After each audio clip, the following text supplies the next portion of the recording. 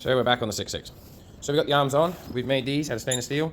I've just got to run a bit of cable through there and onto the clip under here and have it so that it can go through one of these so that you can't lose them.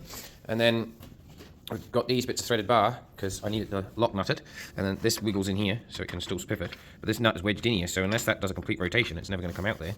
So I was going to weld it, but then I realised that it wouldn't spin very well if I did that. So I'm going to leave it be. We're going to cut these off and finish that off, because these might be a little dangerous. We drilled out all them. We made up the pins from there out of Land Rover half shafts. Don't know if they'll be strong enough, but if they're not, we'll buy some more. The pickup hitch works. We've got to work out the connection from there to release the quick hitch, but I've decided that I'm taking the spool valves off the 7610 Molly, as we call it, the one that's got no hydraulics at the moment, and I'm going to put on this one. We want to run the forks off it, and we need dual spools, so that's the plan there. Now, when we done the steering box, we modified the steering box. Sadly, this hose decided to have a leak in it, which I didn't know. I could have robbed off the other steering box. I swapped off 4.6, but make this out of copper, because I don't know if you can buy this or not, and it's not 100%, but it gets us by. We don't know if we've got all this right yet or not. We'll find that out nearer the time. I am going to put some silicone around here because this was only ever spot welded before, so I did the same. But I'm worried water might get in there, so I'm going to basically do the same. Other than that, pretty much all that's now sorted. We've got all the seals sorted, no leaks. Brakes are all connected and working, handbrake's working. So when we put the steering box on, because that was off a 10 series, we ended up having an issue of, because it had this style, where the rod went from there up to there, and we need the rod to go from there all the way into there. So today I've battled, and I've managed to fit all the pieces in there, but realised I have to take the radiator out, because the radiator sprung a leak. I thought it did spring a leak a while ago, but hey-ho. And I need to get to it so I can tighten up the nuts on there.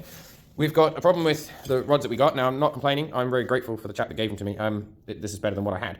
But we had to shorten this one a bit because obviously this axle's a bit long. So instead of putting the whole axle on, because I put new bushes in this axle, I took spindles and everything off the other axle and put in. We have got to rebuild these spindles, but that's a job for another day.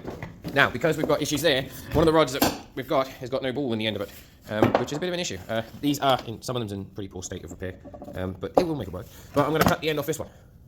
Or maybe this one. I might cut it off this one actually, because that track rod looks better. The one that's got the worst knuckles on it is the ones that I'm going to cut off, and then we're going to modify it to go on there somehow. And then it might not be 100 with the old nosy cone. So I've got an oil cooler to put on it, which is the hoses here, and I managed to get hold of a good oil cooler. Now, the problem I got is I'm assuming it would need to go in here somewhere. The problem I got is that there's nothing to mount it to. So either I weld brackets in there to bolt it to, or I have to come up with another plan. I've got a 10 series nose cone, which has all the brackets to hold all that in. So I could do that. So yeah, what do you reckon? Keep this style nose cone with that style grill, or put a 10 series one on it? I'm not worried really what it looks like. I just want this tractor functional and practical for what we want. So yeah, let me know what you think in the comments.